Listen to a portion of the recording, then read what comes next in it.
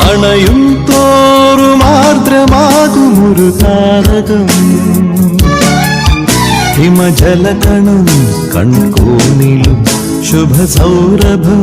മകതാരിലും മെല്ലെത്തൂവിലോലഭാവമാർന്ന നേരം ആകാശഗോപുരം പൊന്മണിമേടയാ